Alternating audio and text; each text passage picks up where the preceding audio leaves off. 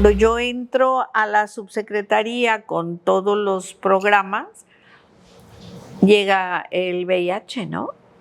Una enfermedad que tampoco conocíamos. Híjole, fue un tema muy fuerte, pero muy fuerte.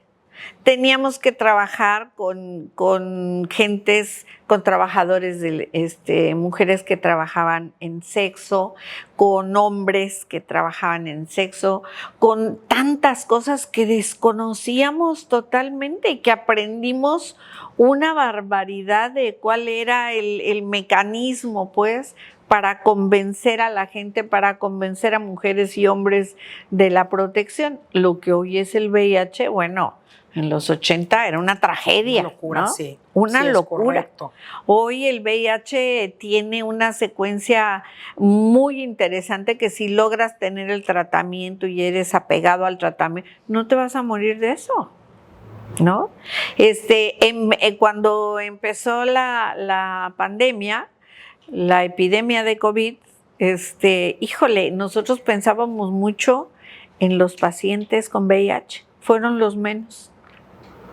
Toman muchos medicamentos retrovirales y posiblemente eso hizo cierta protección, pero fueron los menos, sabían cuidarse más, tomaron esta parte bien importante de no suspender los tratamientos. De todo esto nosotros hemos pasado por muchas cosas nuevas en este trayecto, ¿no? Y desde luego esto de COVID, pues yo creo sin equivocarme que es la epidemia más importante del siglo, ¿no? Sí, total. Tan fuerte, tan dura, tan todo, porque además nadie la conocía. Nadie. Y los expertos clínicos se fueron a su casa porque tenían más de 60 años. Estaban en el grupo vulnerable. Claro, y no los podíamos exponer.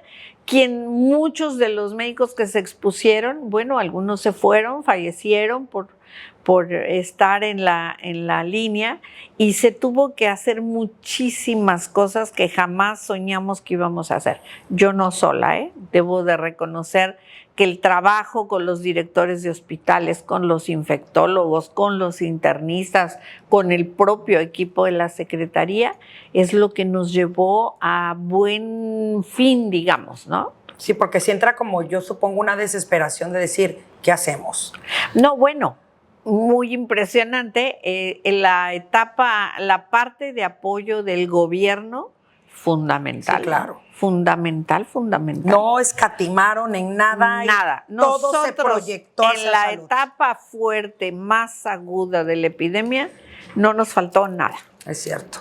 Mientras los estados estaban batallando con ventiladores y que nosotros estábamos completos en todo el equipamiento, en la ropa de protección, en muchas cosas. Este trabajo es un trabajo espectacular, pues, ¿no? Sí, qué satisfacción. Sí, bueno, y no solamente yo he trabajado muchos años en la parte de salud reproductiva. Yo te digo que cuando me fui 5 años de la secretaría, que me invita un subsecretario a irme, me invita y le digo, no, espéreme, yo no me voy a ir a vivir a México, ¿no? Y entonces me dice, no, si no quiero que se vaya a México a vivir, no quiero que se venga a vivir a México. No quiero que sean mis ojos y mis oídos en campo para saber si es cierto lo que me están diciendo.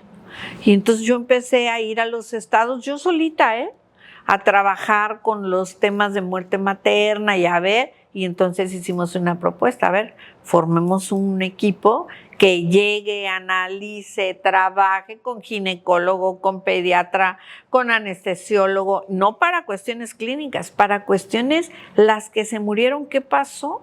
Sí, claro. No había como una respuesta de qué es lo que estaba pasando con la muerte materna. Claro, que todo el mundo decía que la paciente llegaba al hospital tarde. Exacto. Y no. Todavía hay muchas cosas que hacer. ¿Cuál fue el resultado ahí? Está interesante. No, bueno, empezó todo el programa muy intensivo para la disminución de la muerte materna en México, ¿no? Muy, muy intensivo, con muchísima gente, ¿no? Se volvió una urgencia la muerte materna, una urgencia verdadera. Cuando yo regresé de estos 5 años que viajé, tuve un accidente muy serio en Yucatán trabajando. Sí, en la camioneta en la que yo iba de Valladolid a Mérida, que teníamos una reunión con el secretario de Salud justamente porque estábamos trabajando en Valladolid. De regreso, lloviendo, ya ves que estas carreteras de Yucatán son de concreto, sí, se patinan. Sí. Se patinó la camioneta y salimos volando. Y yo quedé abajo de la parte de atrás de la camioneta pick-up. ¿Cómo me salí? Nunca supe cómo me salí. No, creo que sí he traído el cinturón atrás. A lo mejor no me salgo y ahí me aplasto, sí, claro. No lo sé, pero las dos que íbamos atrás nos salimos y finalmente me fracturé las vértebras lumbares, pero no se desplazaron. Entonces estuve 4 meses en cama con un equipo ortopédico, 4 meses en cama, ¿no? Y viendo qué iba yo a hacer, pero te quiero decir que mi marido jamás se sentó y me dijo, ya no trabajes en esto. Mis hijos sí, ¿no? Mis hijos, mamá, te expones, vas. Mi marido dijo, tú haz pues lo que tú decidas, yo voy a apoyar lo que decidas, ¿no? Wow. Y regresé porque mi contrato terminaba en diciembre, ¿no? Pero ese trabajo me dio una oportunidad maravillosa de conocer este país, maravillosa, y de valorar lo que teníamos en Tabasco. Exacto. No, yo decía, qué bárbaro, nosotros somos reyes. Cuando yo regreso, yo creo que fue la inundación fuertísima que tuvimos. Yo estaba trabajando ya proponiéndole al secretario que estaba que hiciéramos un grupo de respuesta inmediata para muerte materna en Tabasco. Me dijo que sí. Empecé a trabajar en eso cuando viene la inundación terrible. ¿Qué fue? ¿87? 87 más o menos, ¿no? La inundación. Y entonces le propongo, yo empecé a visitar los albergues en la noche, porque en el día toda la gente salía y hacía, y a ver cuántas embarazadas había. Y entonces le propuse hacer un albergue de la mujer embarazada. ¿Y qué necesita? Me dijo, sí, ¿no? Pero nunca le medimos la intensidad al trabajo, ¿no? Porque los albergues generalmente los opera el DIF, entre el ejército. Este albergue lo operó la Secretaría de Salud con ayuda del DIF, del ejército, de todo mundo y de la sociedad que se volcó en el albergue de la mujer embarazada. Teníamos 30 y tantas mujeres embarazadas que íbamos a los albergues grandotes. ¿Te acuerdas que Liverpool era un albergue? El estacionamiento. El estacionamiento de Liverpool. Llevábamos a las mujeres que estaban en el último trimestre, las que tenían riesgo, con todo y su familia nuclear, porque no se querían ir solas. Exacto. No, bueno, pues nosotros hicimos un trabajo maravilloso y toda la gente que se conjuntó para ayudarnos en el trabajo, mis compañeros que en la mañana salían en brigadas a recorrer todo y a donde les decían que había una embarazada, entraban para ver cómo estaba.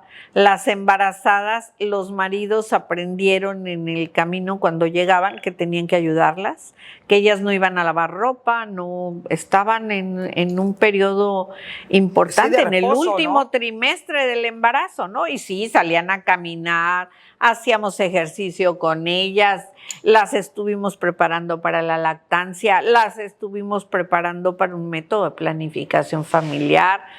Un trabajo bien bonito, el del albergue de la mujer embarazada, que finalmente se quedó como una experiencia que en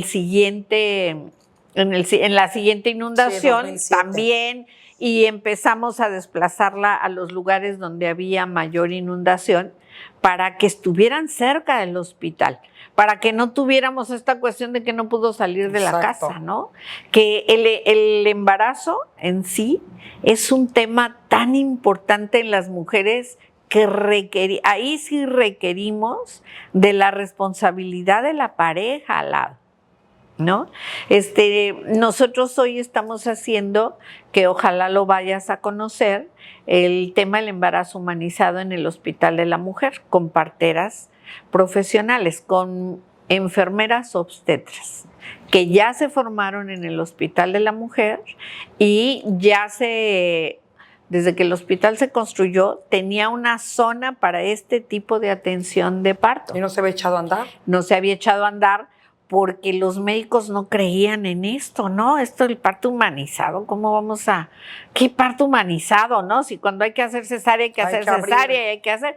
Y tú sabes cómo se ha hecho de este tipo, sobre todo de un nivel medio para arriba, el tema de elegir la cesárea. La eliges tú, no la elige el ginecólogo. Así ¿no? es. Y entonces toda esta parte que tiene el trabajo de parto para madurez del propio bebé, para madurez de una misma, que sí tiene cosas que después repercuten, pues seguramente, ¿no? Pero el tema está en que las mujeres de clase media para arriba pueden acceder a entrar con su marido a un hospital privado. Pero las mujeres que tienen una institución, ¿no? No pueden. Entonces, échate a entrar solita, sí, atenderte, sí, sobre todo por primera vez, que no sabes ni a qué vas. Así es. ¿No? Así es. Esa parte es fundamental. ¿Cuándo se echa a andar esta área? Ya está lista. Ya recibieron a la primera paciente hace una semana. Con su esposo, entró con ella. El esposo estaba impresionado porque dijo que en la vida había visto un parto, ¿no? Esa parte de que la pareja conviva contigo estas etapas, en el momento, ¿no?, tan importante, claro, ¿no? Que es un momento fundamental. Fíjate, yo trabajé en Acajuca. Cuando no estaba en este lugar, yo coordinaba un grupo de investigación operativa de muerte materna y luego le fuimos metiendo varias cosas al grupo, ¿no? Pero el objetivo es la muerte materna. Nosotros recorremos desde la casa de la mujer que fallece hasta el hospital y revisamos absolutamente todos y nos sentamos con los especialistas y discutimos el caso para saber ¿cuál es el eslabón más crítico que tenemos que tener? Hemos encontrado mujeres que todo nos dice que fue violencia y que no podemos comprobar. ¡Wow! Que es terrible. ¡Híjole! Terrible, terrible.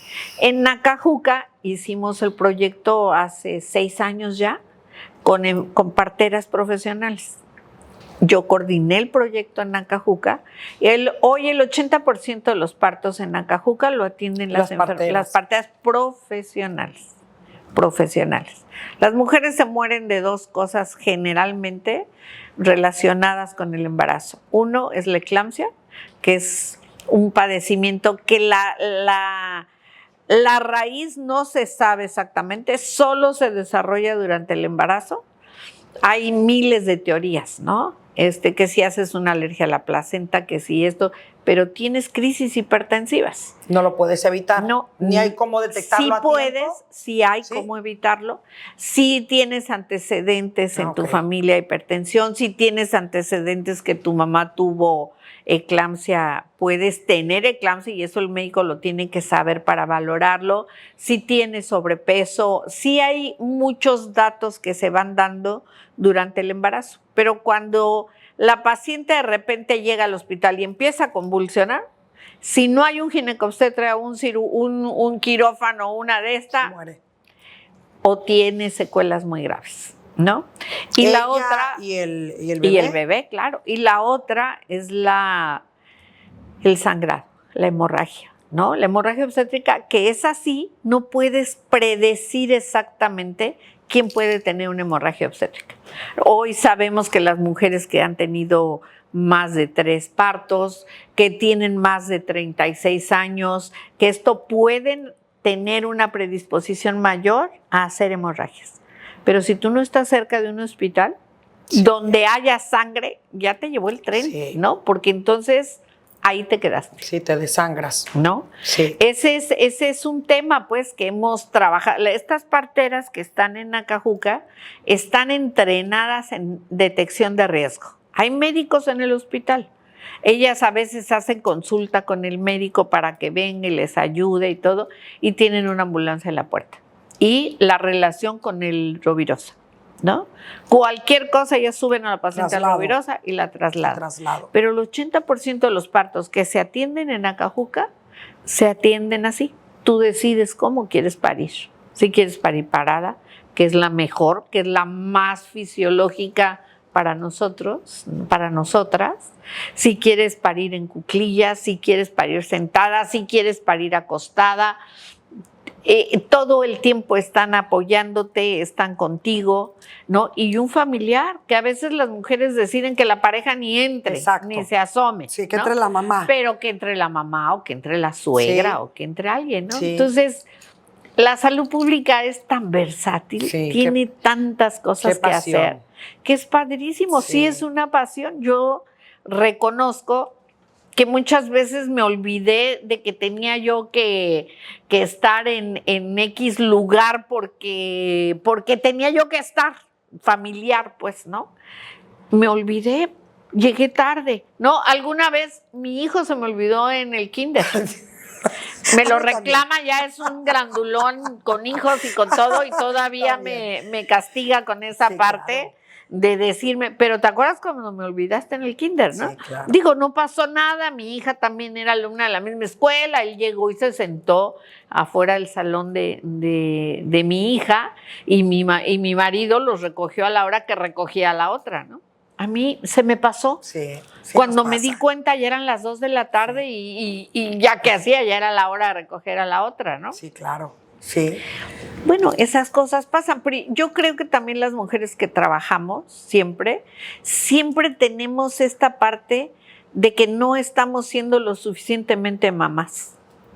Y no es así. Como que entra el cargo de conciencia. Ay, pero muchísimo, ¿no? Yo me acuerdo de la época esa que decía no estuve en la tabla de multiplicar, exacto. No se la chequé y no le chequé esto. Y me acuerdo que a mi hijo lo tenía yo agobiado porque él era facilito, él se podía quedar dormido en la escalera de la casa, ¿no? La otra no, la otra hizo más secuencia de las tareas y de todo. Pero fíjate, pudimos haber tenido una gente que se dedicara a ayudarlos en las tareas, pero yo me sentía culpable, yo decía, no, hombre, ¿cómo voy a tener a alguien que haga la tarea si esa es mi obligación? Es correcto, es correcto. Y no es así, realmente yo creo que mis hijos, cuando menos los dos míos, son independientes. Mi hijo entiende mucho el papel de su esposa que trabaja. Ahí entiende mucho el apoyo. ¿Médicos alguno de los dos? Ninguno de los dos. ¿Ninguno teniendo padres médicos? Ninguno de los dos. No me digas ninguno eso. De los dos. Fíjate qué cosa decían. No, mi papá a las 3 de la mañana está dando clase de lactancia, ni Dios lo quiera, ¿no? No, hombre, pero para nada, ninguno de los dos. Ay, qué curioso. ¿No? Entonces, mi hija pudo haber sido médica. ¿Y qué pasó? Bien buena. Bueno, cuando mi hija tuvo a su primer hija y empezó con la lactancia, eso sí, mis nietos son lactancia materna, a fuerza. 100%. No, porque mi marido es claro, lo sé, fue el pediatra de mi hija. Dirigido en esta parte y no hay otra cosa Cero mejor. Fórmula. Cero fórmula. Sí. Entonces mis hijos, pues los dos, bueno, yo debo de reconocer que yo no di lactancia 6 meses. No, porque yo decía, ¿qué onda? Tengo que ir a trabajar. Me sentía amarradísima, y hoy que las mujeres tienen ese derecho de salir a la hora de lactancia, bueno, es maravilloso. En mi época no había eso. Cuando yo fui subsecretaria aquí, todavía se pedía una prueba de embarazo a las mujeres. Es cierto. Es el colmo, ¿no? O sea, cuando alguien me dice a mí, híjole, pero es que es mujer, está joven, se va a embarazar. Sí. ¿Y qué? ¿Que se vaya a embarazar? Sí. Todavía existen esas situaciones. Claro, híjole, es que está bien joven y luego se va a embarazar. Sí. No. Bueno, pues ¿de qué se trata? O llegas a un trabajo y te dicen, ¿tienes hijos de qué edad? De 10, 11, híjole, no. La que sigue, porque va a tener que estar saliendo a la junta, al festival, al se le enferma el chiquito, ¿no? Pero creo que vamos rompiendo poco a poco con esto. Ahorita hablando de este tema, ya ves que acaban de aprobar ahorita que las mujeres durante el periodo menstrual tengan 3 días de incapacidad, que ha sido un tema. Un tema completo. Un tema. Yo, obvio, como mujer, lo apoyo, lo apruebo, porque hay que ser mujer para saber lo que es estar, ¿no? En un periodo de menstruación. ¿Qué opinas al respecto de este tema? Esto se acaba de aprobar hace 4 o 5 días. Mira, a mí me parece que las mujeres de repente tenemos tema con cosas que no deberíamos de abusar, ¿no? Si tú tienes que irte en el periodo menstrual, te tienen que dar la oportunidad de irte, porque quien tiene problemas con dolor y está bien, no puede trabajar, pero quien no lo tiene... Es correcto, exacto. Pues que tenga su ritmo. A mí jamás me dieron 3 días de ningún periodo de nada, hombre. ¿no? Pero ni uno. Pero sí reconozco que cuando tenía yo que estar en la casa porque mi hijo estaba enfermo y no estaba mi marido, estaba yo. Nunca se quedaron solos, ni con fiebre, ni con alguna cuestión que necesitaran. Eso sí, no, porque hay prioridades. Es y uno correcto, tiene hay que prioridades. aprender que en una prioridad hay que estar. Sí. Yo siempre digo, a ver, las compañeras que tienen un niño enfermo, que se vaya. No, porque la necesita el niño.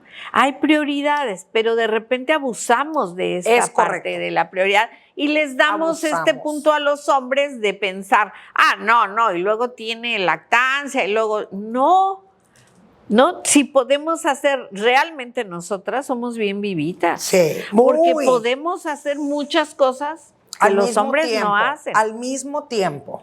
Fíjate, yo tuve una fortuna enorme, una red de familia aquí, las hermanas de mi marido, las sobrinas. Yo tuve una red de familia increíblemente.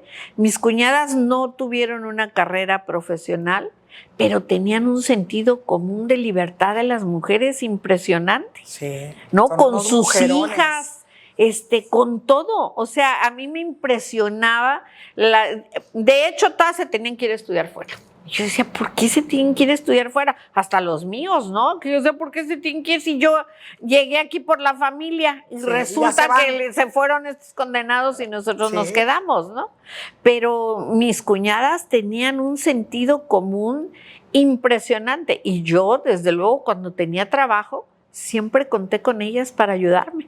Porque aquí para ir a recoger a los de niños. tu parte a nadie. En absoluto, nadie, ¿no? Mi familia sufrió mucho cuando yo me vine, aunque mi mami amaba a mi marido y decía, híjole, es que el hombre lo vale.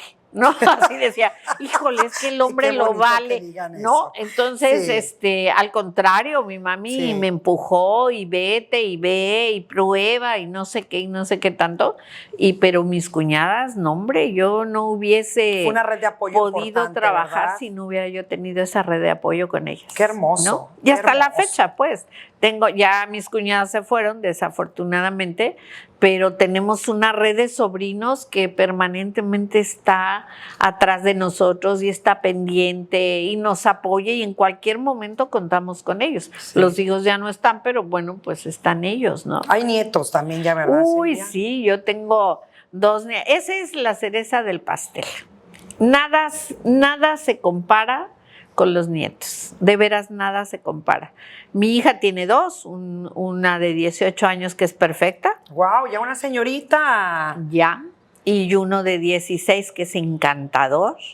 Diferentes, pero como los hijos, que son diferentísimos, sí. Nada más que han convivido, pues los hijos de las hijas, ¿no? Sí. Conviven mucho con nosotros. Mi marido es un abuelo espectacular. Y a mí me encantan, los quiero enormemente, les comparto todo y además hemos aprendido a no ser tan exigentes, ¿no? Mi marido le dice a mi nieta, no hombre, Regina, ¿por qué no te das el lujo de reprobar un examen? Mijita, no sabes la emoción que es llegar y pensar, le tengo que decir a mi mamá que reprobó un examen, ¿no? Si el otro lo hace facilito, ¿no? No tiene problema, pero maravillosos mis nietos. Y mi hijo no vive en México, tiene 2 hijos, 2 hombres, encantadores, chiquitos, que cuando vienen y dicen, ¿me das una jaletina? ¿No? Muy chistosos. Bueno, en otro tiempo, porque los de mi hija nos tomaron jóvenes, ¿no? Solitos nos los llevábamos a la playa y regresábamos con ellos y nos íbamos de viaje con ellos. Además los abuelos productivos, porque los dos trabajan los abuelos. Sí. Médicos bueno, productivos, entregados. A la fecha también yo no conozco la casa de mi hijo, por ejemplo, porque no me podía mover, pues, no había manera, ¿no? Cuando a mí me ofrecen este trabajo, pues, muy chistoso porque yo no soy política, no milito en ningún partido, no es algo que a mí me encante o que disfrute para nada. Y cuando me llama el candidato, que ya era el candidato a la gobernatura, pues me llamó por ahí de octubre, ¿no? Y incluso yo hasta en el teléfono o así dije, no, ya dime quién eres, ¿no? Y me dijo, no, pues sí soy fulanito y quiero platicar con usted. Fui a su oficina, platicamos y me ofreció ser la secretaria de salud. Y yo dije, ¿por qué yo no? O sea, ¿por qué yo? Pues porque he oído mucho su nombre, hay mucha gente que habla del trabajo que usted ha hecho y quiero que me acompañe. Qué maravilla. Me ganó el ego, digo yo, porque todo lo que hemos pasado ha sido bien complicado. Pero yo qué venía. Recompensa. Sí, siempre pensé qué padre terminar mi carrera de salud pública en un lugar como este, donde además nos sentábamos y todos criticábamos. Deberíamos de hacer esto, deberíamos de hacer aquello. Yo fui presidenta de la Sociedad Mexicana de Salud Pública, ¿no? Que es una sociedad muy fuerte. Y además no creían que ningún pueblerino pudiéramos ser como son en la Ciudad de México. Puro chucho cuerero, había sido presidente de la sociedad y yo, ¿no? Y yo decía, híjoles, iba a estar muy difícil. Bueno, pues en este camino me acompañó otro tabasqueño, el doctor León, que fue mi secretario general el director ejecutivo de la sociedad, y se tuvo que ir a vivir a México. Él sí se tuvo que ir a vivir a México porque yo iba y venía en la sociedad, y la verdad que nos fue súper bien. La hicimos súper bien, mucho mejor que otros, digo yo. Eso es todo, eso es todo. Entonces, bien, también fue una experiencia interesante, otro nivel, ¿no? de trabajo diferentísimo, pero a mí me gusta mucho el trabajo de campo, a mí me gusta estar en el análisis de cosas, en el promover cosas nuevas, el hacer eso me encanta, ¿no? Y además tengo un equipo que aguanta mucho. Sí, ¿no? Eso es importante, ¿no? El soporte que hay detrás. Sí, el equipo sabe de qué estamos hablando, sabe las cosas. Yo, no te creas que le dedico mucho tiempo a la secretaría, pero entiendo muchas cosas también de los tiempos, ¿no? Cuando dijeron que ahora vamos a cerrar las oficinas a las 5 o 6 de la tarde para intentar no consumir tanta... Es correcto. Imposible, nosotros no podemos darnos ese lujo, ¿no? Porque la dinámica también así lo exige, ¿no? No podemos, de verdad no podemos. Hay mucho trabajo que se queda pendiente. Sí. Que cuando nos damos cuenta ya es la hora, ya son las 10 de la noche, ¿no? Sí. Y entonces hay que moverse, pero ha sido un punto Silvia importante. Roldán se retira al término de... No lo sé todavía yo tengo una plaza reservada mientras estoy en este puesto. Mi idea no es durar hasta que me saquen en silla de ruedas, desde luego. Lo estoy pensando. Pero como veo esos ojos que brillan, esa pasión y esa sonrisa, yo creo que hay doctora Silvia Roldán. Sí, me encanta el trabajo. Me gusta mucho. Y ayudando para mucho rato. Rato. No soy sola, desde luego no hay gente que sola pueda tener todo en la mano, no, para nada. El equipo ha sido fundamental en esto, y el que tengan conocimiento, ¿no? En cada municipio hay un jefe de jurisdicción que además hizo salud pública y que hemos cuidado mucho esa parte. Los directores de los 5 hospitales centrales, que yo les digo que son como los 5 magníficos, ¿no? Que ahí han estado y que extraordinarios. Nadie se ha echado para atrás. Y bueno, muchísima gente, hasta las enfermeras, las que se fletaron haciendo el trabajo, las que se dibujaban su nombre y una carita feliz para que el paciente, cuando menos, identificara quién era. Yo les digo que en esta enfermedad lo más difícil es la soledad. Sí. Sí, ahí es donde hablaba yo del trabajo de los enfermeros y enfermeras, sí, ¿no? Sí. Ahí es donde hablaba porque en ese punto de estar como paciente en un hospital, cualquier enfermedad, sí creo que es el momento clave que hace el enfermero para que el paciente tenga ánimos y quiera recuperarse, porque eso también incluye la actitud del paciente, ¿no? Sí, mucho, pero finalmente las enfermeras que están habituadas al trabajo permanente con el paciente hacen una labor extraordinaria. Hay de todo, como todo en la viña del Señor, ¿no? Sí. A mí me encantó ver las pancartas que pusieron afuera del Hospital Juan Grama agradeciendo el trabajo de todos. Nos tocó la angustia de la familia que no sabía qué pasaba y que no podía estar ahí, que además la asumimos todos, ¿no? Sí. A todos nos dolía que este familiar, que decías que no me han informado, porque querían que a veces que les informaran a todos y solamente había un respondiente. Es decir, toda esa parte que se fue tejiendo con calma y el apoyo del gobierno indudable. Sí, sí, ¿no? Se vio, fuimos muy privilegiados, de los estados más privilegiados del país en el tema de vacunación, en el tema, como bien dices, de oxígeno, de todo lo que se necesitaba en ese momento. De todo lo que se necesitaba. Pero de manera inmediata Tabasco sacó la casta y sí, éramos a lo mejor de los números más altos en contagio, pero no fallaba la atención. La gente también tenía mucho que ver. Es que el comportamiento de la gente también influye. Si tú buscas, encuentras. Exacto. Y nosotros abrimos la detección. Nosotros abrimos, tú te quieres tomar una prueba de COVID, vétela a tomar. Yo no puedo quitarte ese derecho que la gente tiene de saber si está enfermo o no está enfermo. Y entonces nosotros, bueno, el gobierno invirtió muchísimo dinero en eso, ¿no? Para que todo el mundo se hiciera una prueba y obviamente entre más pruebas haces, pues más gente detecta. Sí, exacto. ¿No? Eso no tiene que ni qué. Donde se cierran las pruebas hay pocos casos, ¿no? Sí.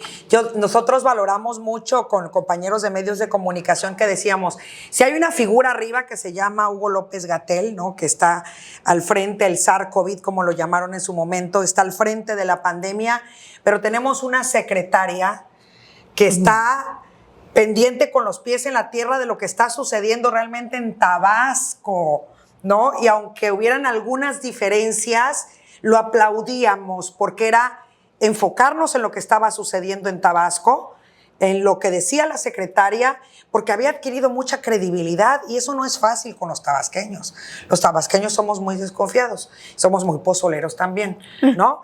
Pero había mucha credibilidad en la doctora Roldán. Decían, ¿para qué escucho a López-Gatell? Yo quiero escuchar lo que dice la secretaria de Salud, porque es la que trae los números reales y el termómetro real de lo que está sucediendo en Tabasco. Eso fue maravilloso. Yo creo que el tema nacional, desde luego, el doctor López-Gatell cuando daba ciertas normas, una posibilidad que tú tienes como secretario es decidir si vas a irte por esa norma o vas a modificar algo sin que rompas las reglas, ¿no? Exacto. Entonces, esa oportunidad también es una parte importante del gobierno, ¿no? De los gobernadores, el decir, a ver, yo le propongo esto y que digan sí, ¿no? Fíjate, la vacunación en el carro, por ejemplo.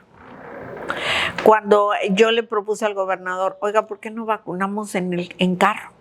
Es más fácil para los mayores de 60 años que no los tengan que llevar, que no tengan que caminar, que no tengan que nada.